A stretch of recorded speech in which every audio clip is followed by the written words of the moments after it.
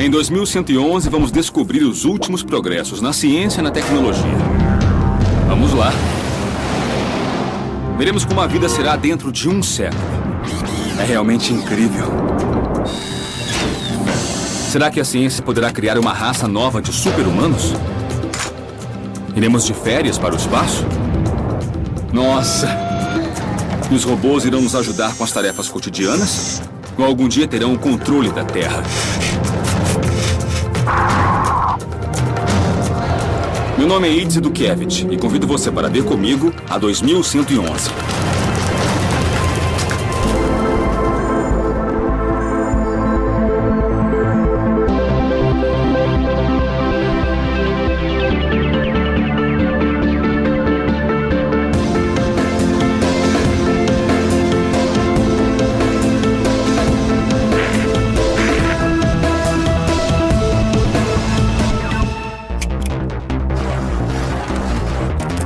Neste episódio, vou mostrar como a ciência vai transformar não só o modo como vivemos, mas o tempo em que vivemos. Alguns cientistas afirmam que poderemos viver mais de 200 anos. Outros sugerem que, com os medicamentos certos, poderemos chegar a ser imortais. Nesta pesquisa, contarei com futurólogos, especialistas que se dedicam a estudar como a ciência afetará as nossas vidas. Envelhecer é um efeito colateral do funcionamento normal da máquina que chamamos de corpo humano. Em 100 anos, acho que poderemos viver indefinidamente. Não quer dizer que necessariamente todos queiram ser imortais, mas será uma possibilidade. A morte vai ser, de certa forma, uma escolha. Na época de Sócrates, aos 30 anos, um homem era velho. Não é só longevidade, é qualidade de vida.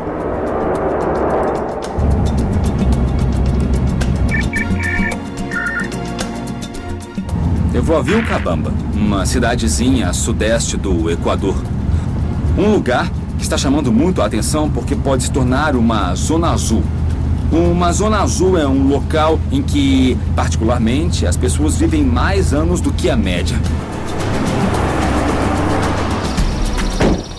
Entre as 5 zonas azuis do mundo estão a Sardenha, na Itália, a primeira identificada, Okinawa, no Japão, Nicoya, na Costa Rica, e quem sabe, Vilcabamba. Eu vou conversar com o povo daqui para saber qual é o segredo. Desde os anos 70, Vilcabamba é estudada por ter uma porcentagem bem alta de pessoas que vivem mais de 100 anos. O professor Luiz Roseiro Bixby trabalha para o Instituto Nacional de Pesquisas Gerontológicas do Equador e já estudou zonas azuis em diferentes lugares do mundo. Ele é o responsável por determinar a única zona azul da América Latina, uma cidade chamada Nicoya, na Costa Rica. Agora, ele trabalha em Vilcabamba, onde mais de 5% da população ultrapassa os 100 anos. Esses locais, que são conhecidos como zonas azuis ou blue zones, têm muitas características em comum? Há características óbvias. Uma é o clima agradável. Outra é que se tratam de ilhas ou lugares que ficam meio isolados. O que também serve para Vilcabamba, no caso de se tornar uma zona azul. Mas o doutor Luiz também estuda outras pistas. Talvez o segredo desse lugar não seja o meio ambiente, mas sim o povo e seu DNA. Eles têm uma característica genética em que os telômeros são um pouco mais longos. Os telômeros se localizam nos cromossomos, no nosso DNA. Conforme ocorre a reprodução celular ao longo da vida, os telômeros ficam menores e aparecem as doenças da velhice. Mas o quanto encurtam depende do estilo de vida de cada um. Pessoas que sofrem menos estresse possuem telômeros maiores. Quando nos aproximamos da morte, os telômeros ficam menores. Então, ter telômeros grandes é uma vantagem. Indica que ainda é relativamente jovem. Tá. Foi o que concluímos em Nicoya. E é o tipo de pesquisa que também queremos fazer aqui. Além do Dr. Luiz, outras pessoas também vieram para Vilcabamba aproveitar os benefícios desse lugar. Centenas de pessoas de todo o mundo mudaram para essa cidadezinha, convencidas de que existe alguma coisa que fará com que vivam mais.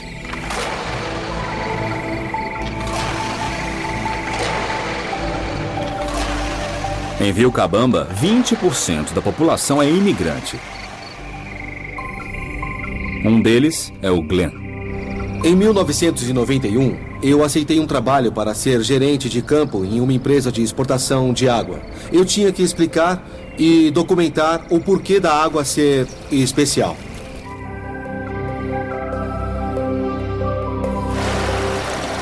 O que a água de Vilcabamba tem de especial? Nós estamos olhando para a água mais inalterada e mais pura do mundo. Ela tem fatores especiais que contribuem para a saúde. A taxa de minerais, de acordo com cientistas e médicos, é exatamente a mesma taxa ideal para a célula humana. Em Vilcabamba, estou feliz e tenho certeza de que a felicidade é a fonte da longevidade. Glenn é um dos mais de 1.500 imigrantes atraídos para estas terras desde que os registros da igreja apresentaram pessoas que chegaram aos 140 anos de idade.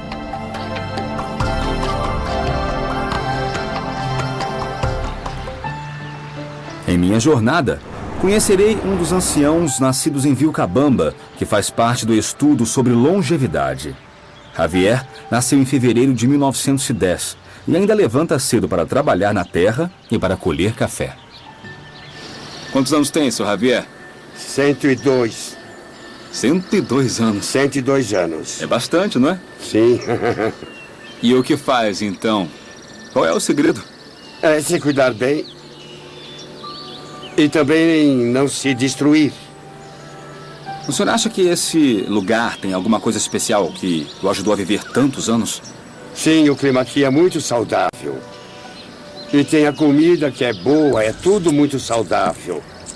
Sem química como fazem agora. E para a senhora, Dona Maria, me conta qual é a melhor coisa de se viver tantos anos? É ter prazer com a família, com os filhos, não ter desgostos. Então vive bem. E por que acha que vem tanta gente para esse lugar para viver tantos anos quanto vocês? O clima é bom, saudável e vão ter mais saúde aqui. No campo científico, o cientista estuda dois elementos básicos: o ambiente, que Javier e Maria destacam, e a genética. Em algum desses fatores está o segredo da longevidade. E algum dia poderemos ser imortais? Espero que não. Há um romance famoso de Jorge Luiz Borges que mostra muito bem o horror que seria a imortalidade. A ideia das zonas azuis tem a ver com prolongar a vida. Se adotar tal hábito, viverá mais 3 anos. Se adotar outro, viverá 4.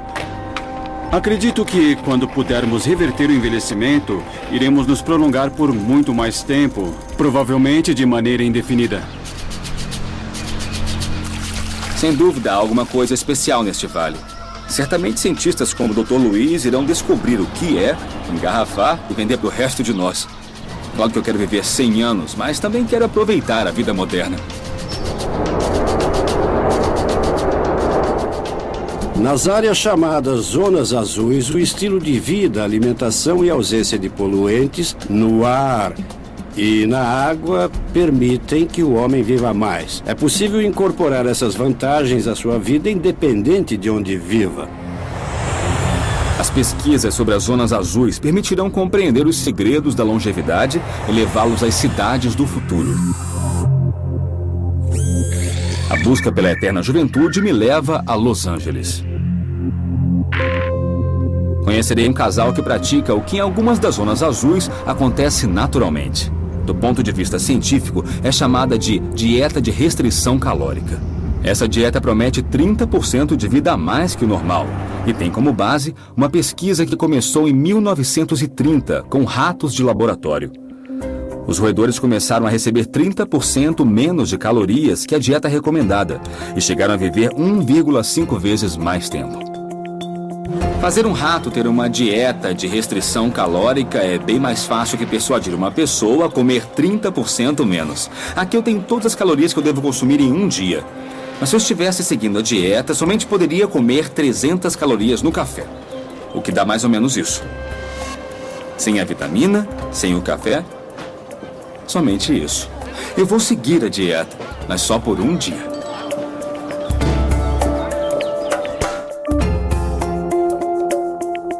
Para o teste, estou na casa de Peter e Louise.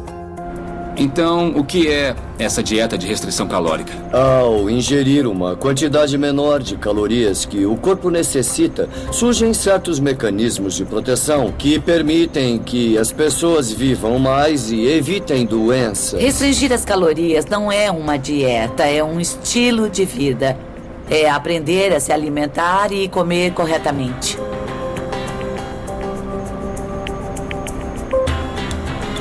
Os motivos que nos levam a comer são decorrentes tanto de necessidades sociais quanto de necessidades biológicas. Eu imagino um futuro onde existam comprimidos capazes de nos fornecer todas as calorias e proteínas que supram nossas necessidades. Então, será que a nossa comida se transformaria em alguma coisa que faria a nossa diversão, como o álcool, por exemplo? Será esse o nosso futuro?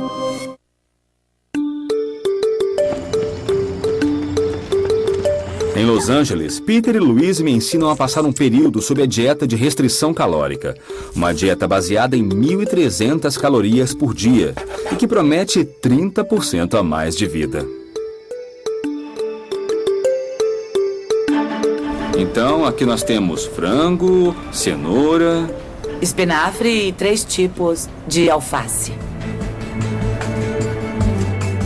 Alguns estudos mostraram que a dieta de restrição calórica em longo prazo desencadeia a desaceleração do metabolismo e a redução do estresse biológico no organismo. Então, se o ciclo de reprodução celular é mais lento, envelhecemos mais devagar e, como resultado, a vida será mais longa. Seria bom viver mais tempo e com melhor qualidade de vida, mas existe alguma desvantagem nessa dieta restritiva? Ao perder gordura, você sente muito frio. A gordura corporal, debaixo da pele, a gordura subcutânea, nos protege do clima. Mas é só se agasalhar mais. Quando comecei com a restrição de calorias, eu não tive um bom orientador, então eu exagerei e queria seguir a dieta e ingeria pouquíssimas calorias. E nisso eu tinha fome o tempo todo. Essa dieta é criticada por muitos cientistas. Embora promova a perda de peso lenta, a restrição calórica pode aumentar o risco de osteoporose, implica em perda de massa muscular e gera mudanças hormonais. Além disso, a fome leva à depressão, insônia e irritabilidade. Peter tem 48 anos e há 14 faz a dieta. Tem 1,80 m e pesa 60 quilos. Louise tem 46 anos, faz a dieta há 10 e pesa 50 quilos. Eles acreditam que essa dieta é o caminho para alcançarem a longevidade. A teoria da restrição de calorias mostra que pode até ser interessante prolongar nossa vida, mas não necessariamente a qualquer preço. Viver indefinidamente não vai acontecer com mudanças de hábitos, mas com a possibilidade de melhorar os processos de conservação do nosso corpo. Felizmente, há quem pense que podemos comer o que quisermos e mesmo assim ter boa saúde. Um grupo de cientistas em Boston está desenvolvendo um comprimido que imita os efeitos da dieta de restrição de calorias, mas sem ter que segui-la.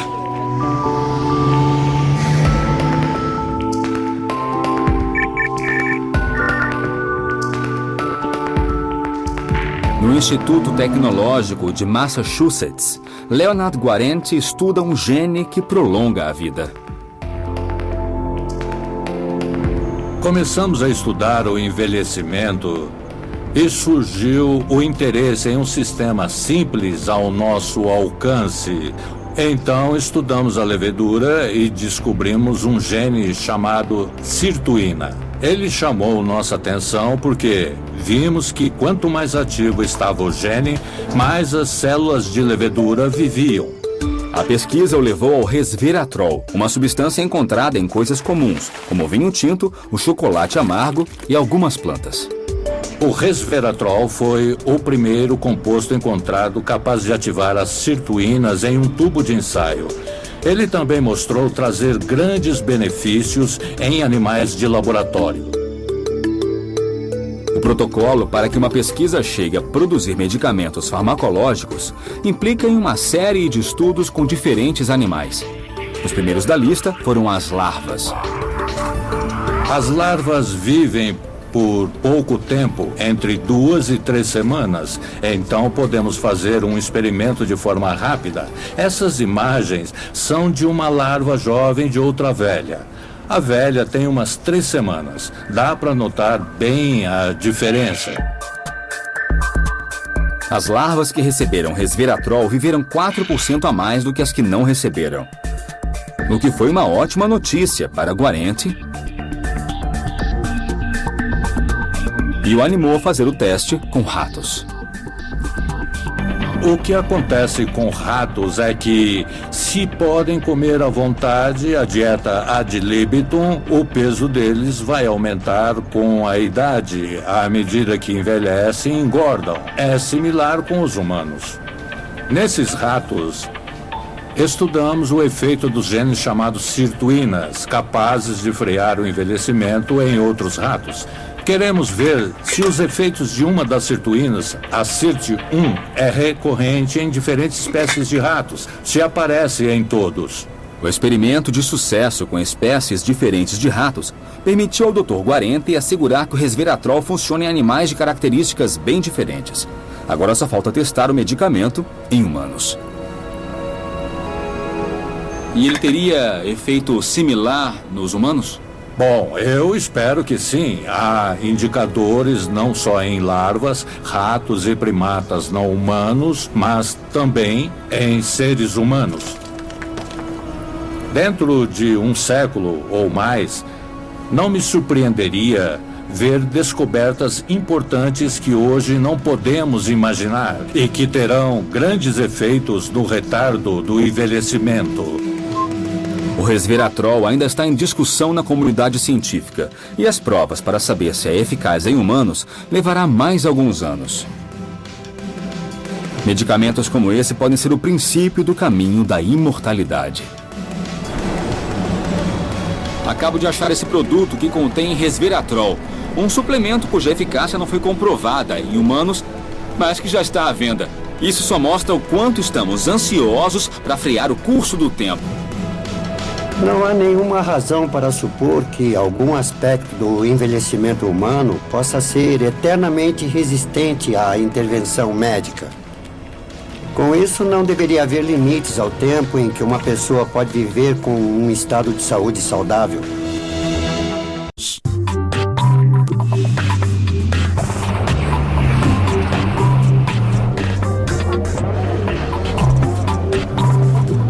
Algumas pessoas aparentam ter mais idade do que realmente têm, outras aparentam ter menos. E é aí que mora a diferença entre idade biológica e cronológica. Mas será que no futuro conseguiremos controlar as marcas da passagem do tempo em nossos corpos? Estou em Buenos Aires, na clínica Milberger, lugar em que afirmam que podem retardar o processo de envelhecimento. O Dr. Milberger é dermatologista e alguns de seus tratamentos são voltados para a melhoria da aparência. Mas, para ele, o segredo da juventude está debaixo da pele. Eu estou numa jornada pessoal para saber se é possível viver 100 anos ou mais, mas me sentindo realmente jovem. A medicina anti-idade é, digamos, parte da medicina, mas que considera cada ser humano único. Não podemos deixar de fazer aniversário, mas o médico afirma que sua especialidade médica pode atuar sobre a idade biológica e frear o envelhecimento. A idade biológica é a idade verdadeira de seus órgãos, mas a idade cronológica diz respeito a um número atribuído a você fora de seu contexto biológico. Para calcular a idade biológica, o médico realiza um questionário detalhado sobre o estilo de vida do paciente, que inclui detalhes sobre a alimentação e o sono, além de uma série de exames clínicos e físicos. Gostaria de ter 20 anos? Claro. Alguém aqui já falou que não? Com que frequência adoece? Tem gripes ou resfriados? Uma vez por ano. Mais ou menos. Então, vamos à sala de análise de determinantes para envelhecimento precoce. Venha. Agora eu preciso que você suba nesta balança. Claro que sim. Assim, muito bom.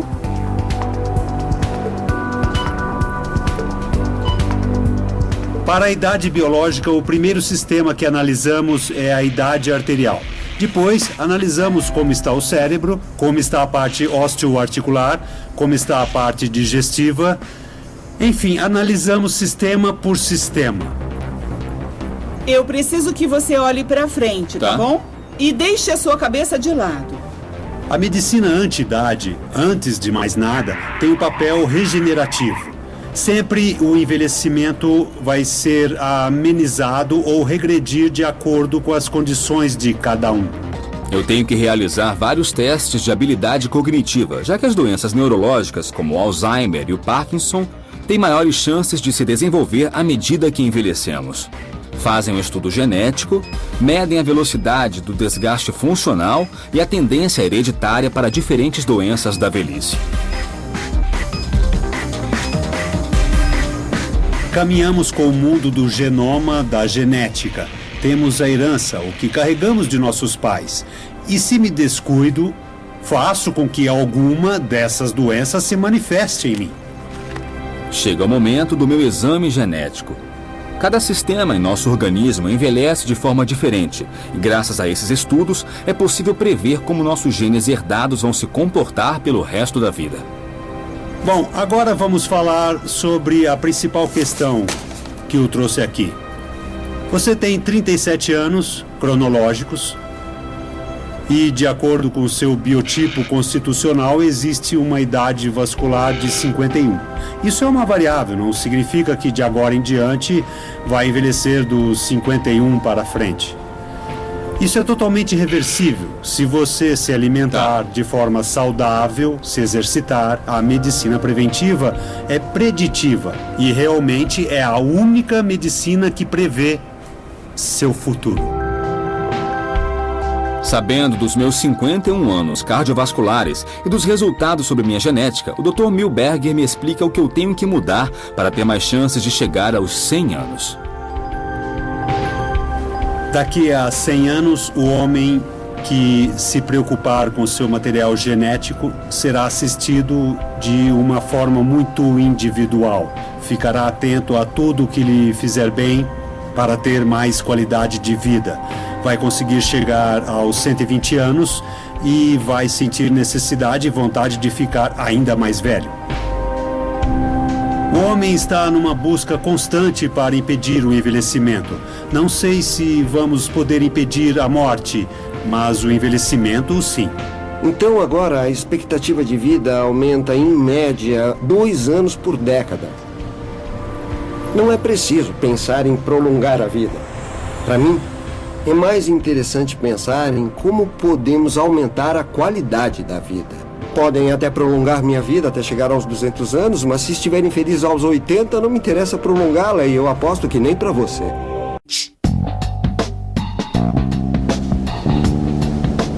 E a busca da juventude eterna continua no Brasil.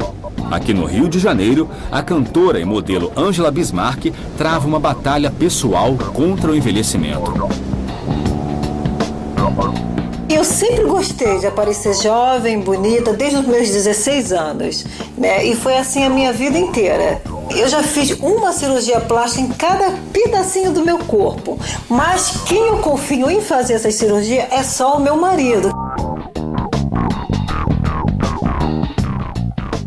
O marido de Angela é um cirurgião plástico que utiliza os últimos tratamentos para rejuvenescimento da pele. A ideia é não fazer cirurgias, mas usar um produto obtido diretamente do sangue de Angela para tratar e estimular a regeneração da pele. O tratamento das plaquetas, do plasma enriquecido com as plaquetas, é um tratamento onde se retira certo tipo de hormônios que ajudam as células em crescimento. Os passos principais são retirar do próprio paciente o sangue. O laboratório faz uma centrifugação, que é fazer com que 3 camadas sejam separadas. A camada de células vermelhas, que ficam embaixo, a camada das plaquetas e a camada do soro, do próprio plasma, que fica mais acima. Então essa camada de cima, ela é retirada, pode ser usada também como máscara de pele externamente, e a camada média, ela é das plaquetas, então elas são retiradas e leva-se de volta para a gente, para a clínica, onde a gente então vai aplicar essas células nas regiões que a gente preparou previamente, seja do rosto, seja do colo, seja das mãos.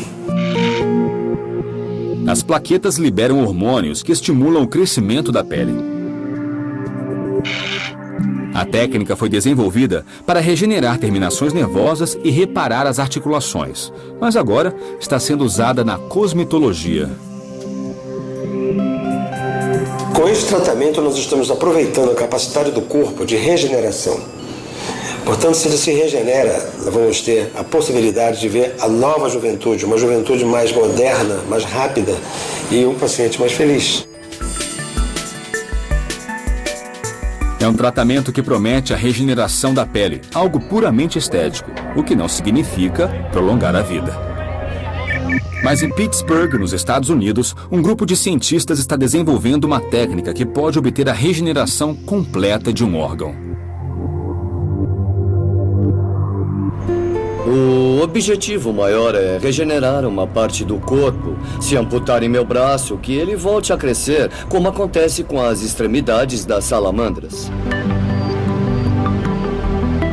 O Dr. Steven Badlak e sua equipe trabalham em uma técnica que permite aos tecidos complexos se regenerarem no lugar em que naturalmente se formaria uma cicatriz.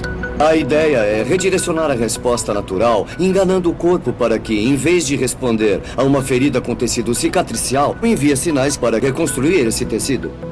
O segredo para enganar o corpo é algo que eles chamam de matriz extracelular.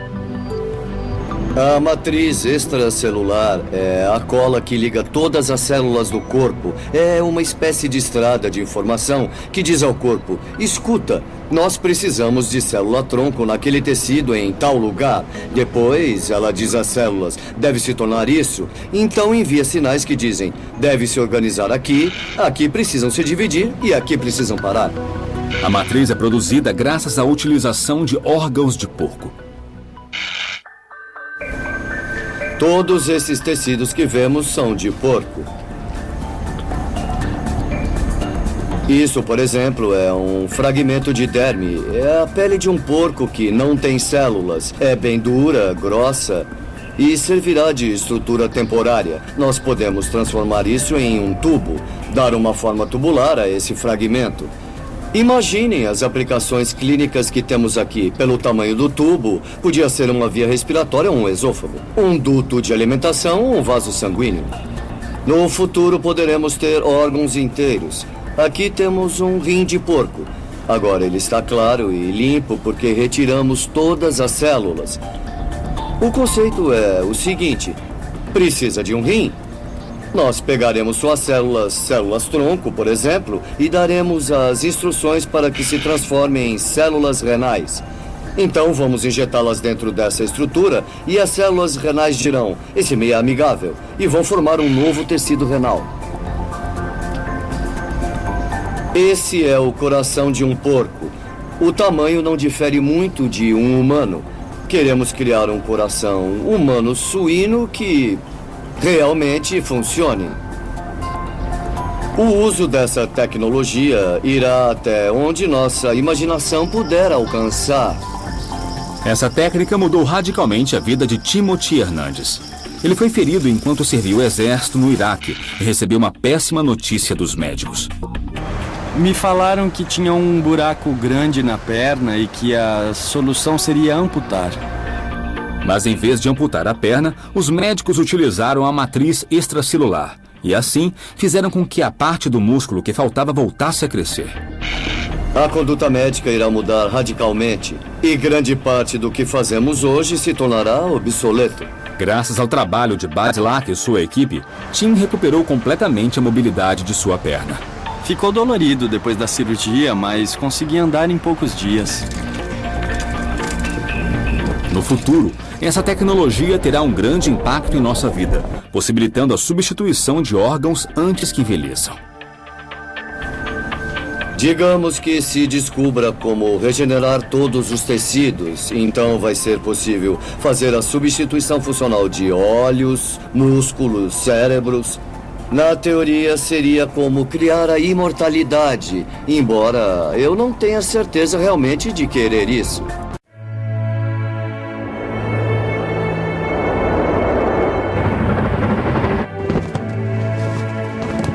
A Fundação SENS, com sede na Califórnia, é chefiada pelo Dr. Aubrey de Grey, um dos gerontologistas mais notórios no mundo. Aqui o trabalho é voltado para o desenvolvimento da biotecnologia no rejuvenescimento e reparação de células vivas. De Grey explica que a linha de pesquisa deve ser a extensão da medicina regenerativa aplicada ao envelhecimento. O envelhecimento é um processo de acumulação de dano microscópico, molecular e celular no corpo. E tem um fim prático, não difere do tempo de vida em máquinas como carros ou aviões. E do mesmo jeito que hoje podemos fazer carros e máquinas funcionarem por mais tempo que o planejado, mais tempo do que dita sua estrutura, simplesmente com manutenções periódicas, acho que em um futuro próximo vamos poder fazer o mesmo com o corpo humano. Parkinson, arteriosclerose e Alzheimer são algumas das doenças da velhice que, segundo o Dr. de Grey, são desencadeadas em nosso corpo por acumulação de resíduos.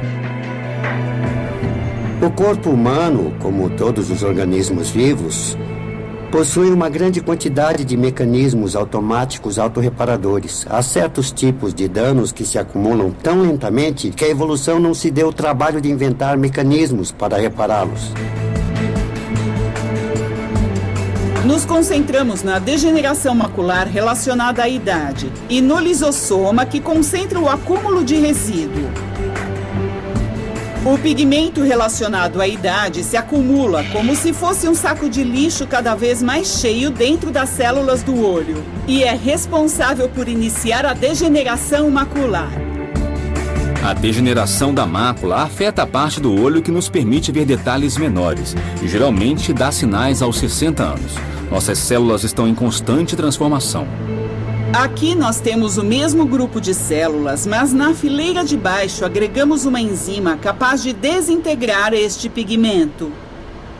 Trata-se de um modelo terapêutico para tratar a doença.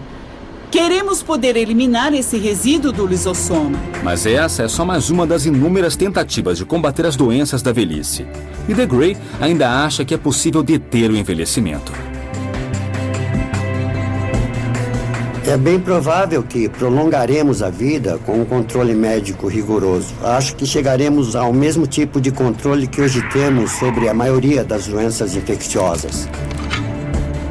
A longevidade de qualquer máquina, inclusive a do corpo humano, é determinada pela saúde de seu funcionamento e a quantidade de dano acumulado. Acredito não haver limites para o tempo que é possível viver. Temos o início de uma ciência que responde à necessidade global de uma população que envelhece. Queremos assegurar que as pessoas envelheçam de forma saudável. Por isso, física e mentalmente, há muito trabalho pela frente. Os cientistas fazem pesquisas a fim de nos proporcionar a qualidade de vida necessária para nos consolidarmos como espécie no futuro. Enquanto a ciência continua sua busca pelos segredos da longevidade, é possível esperar.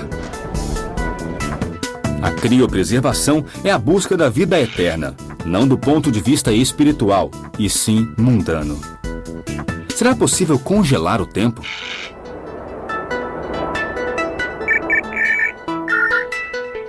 A resposta parece estar em Scottsdale, nos Estados Unidos. Os cientistas de hoje acreditam que, no futuro, o envelhecimento será opcional. A Fundação Alcor oferece um serviço chamado criogenia, e ser membro dessa fundação custa mais de $80 mil iniciais e taxas anuais. Parece ficção científica, mas tem base na ciência moderna. Os cientistas de hoje já conservam embriões humanos. Na Alcor, eles garantem que a vida pode ser paralisada e reiniciada se a estrutura celular e química for conservada. Para Max More, presidente da fundação, a morte é um ciclo que pode ser revertido.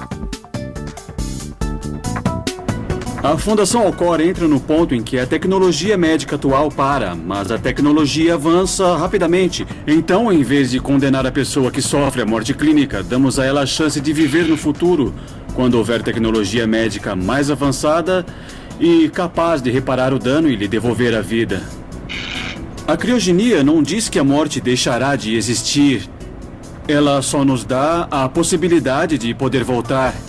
É uma forma extrema de medicina de cuidados intensivos.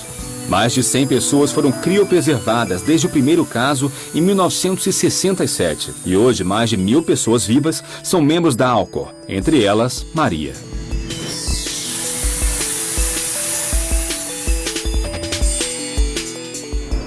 A Alcor é o plano B. A ideia é que sejam criadas terapias e intervenções que possam nos dar mais tempo de saúde e que prolonguem nossa saúde.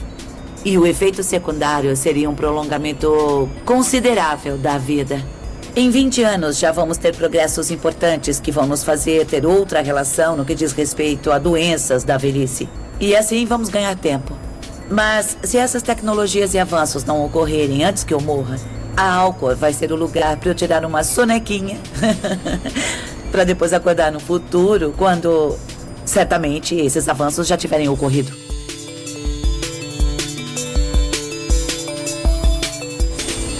A criogenia atrai os que amam a vida e não sentem vontade de deixá-la só porque seu corpo diz que é hora de partir. Eles não fazem isso por terem a certeza de voltar, mas porque querem ter essa opção, porque gostam de viver e querem mais. Acho que ninguém quer viver pouco ou deixar de viver. E a ideia, a perspectiva de que no fim eu vou ficar debilitada, vou me abater e me tornar frágil sem poder levar minha vida adiante, é horrível para mim, porque aproveito muito a vida e tenho muito a fazer. O importante é que a morte não é preto no branco, nem no momento repentino. É um processo gradual de ruína.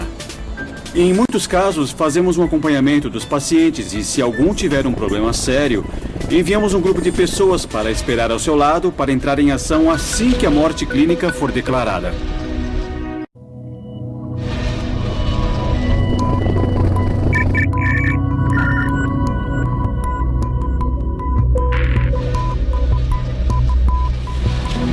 Cada membro da Alcor recebe uma pulseira e um pingente com um número de identificação e instruções de emergência para os médicos. Maria já tem a sua e vai até as instalações da empresa para entender os detalhes do processo. Muito bem. Em muitos casos, o início se dá no hospital quando o paciente é declarado morto. Então, nós começamos em menos de 60 segundos, ou seja, imediatamente. No hospital. Isso, no hospital. E quando o médico declara oficialmente que a pessoa faleceu, nós colocamos este aparelho que realiza uma compressão similar à reanimação cardiopulmonar. Com isso, as células continuam recebendo sangue oxigenado. E substituem o sangue? Bom, no fim, nós substituímos o sangue por um anticongelante de uso médico. Mas, no início, o corpo pensa que ainda tem vida. Então, com o congelamento rápido, nós retardamos esse processo e nós mantemos a integridade de todas as células.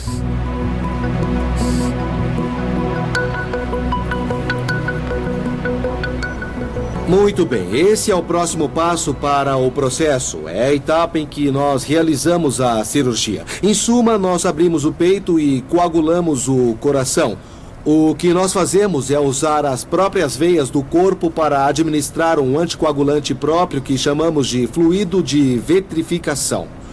Então, é aqui que vocês vão me congelar? Isso, é aqui que vamos congelar. Além do mais, há um processo através de 2 perfurações que realizamos no crânio para controlar, fora a inflamação do cérebro, que nos indicará como vão as coisas, a temperatura cerebral, que é a parte mais importante. Você vai ter todo o corpo congelado? Sim. Muito bem. Nem todos escolhem isso. Alguns só querem preservar o cérebro. Nós sabemos de pacientes que estão como se fossem decapitados, mesmo em seus corpos com uma fratura de coluna irreversível, e suas personalidades não mudam. O cérebro é o mais importante. Você pode escolher a criogenia de todo o corpo ou optar pela preservação neuronal. Muito bem, o que fazemos nesses casos é separar cirurgicamente a cabeça do corpo.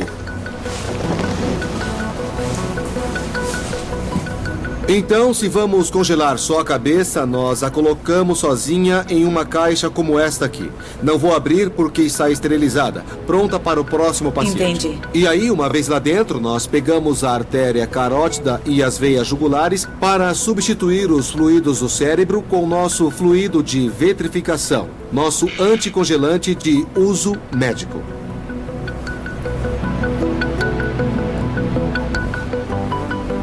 No futuro, a tecnologia médica estará mais avançada.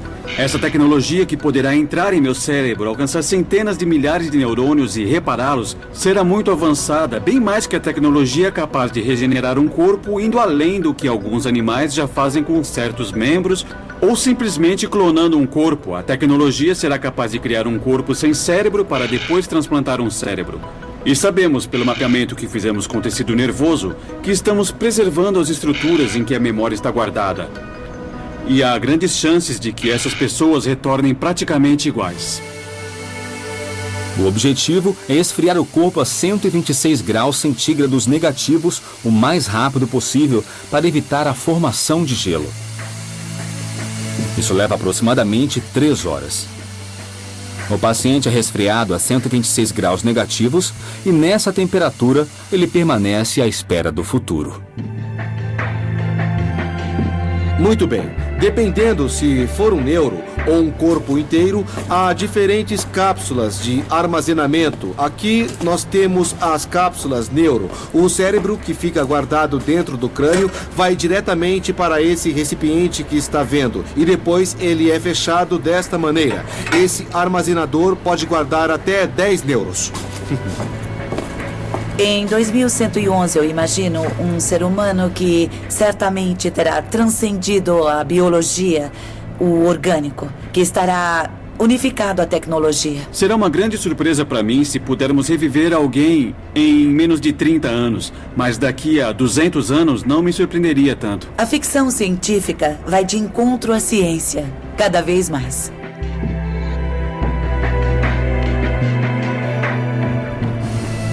Contratei os serviços da Alcor. Não é um plano A, nem B, nem C. É um plano D. A criogenia é melhor do que nada. Tem mais chance do que se não fizer isso. Essa é a proposta da criogenia. É como uma pólice de seguro. Acho que como premissa faz sentido, embora não seja o meu plano. Eu não penso, bom, quando chegar minha hora de morrer, vou me congelar. Meu objetivo é evitar a morte. Nossa proposta está relacionada à criogenia, mas não congelando as pessoas, e sim induzindo o estado de coma para poder ressuscitá-las no futuro. Eu acredito que vai levar uns 10 anos para desenvolverem um sistema assim. Segundo os cientistas que conheci, as crianças de hoje terão uma vida bem diferente das nossas, porque envelhecer poderá ser opcional para elas. Isso vai trazer novas vantagens, mas também novos desafios para as sociedades do futuro. Como será o ciclo da vida, com as novas gerações e as ideias por vir? Entretanto, uma vez que exista a chance de viver mais tempo, será muito difícil resistir a ela. Não acha? Assim será o futuro. Assim será 2111.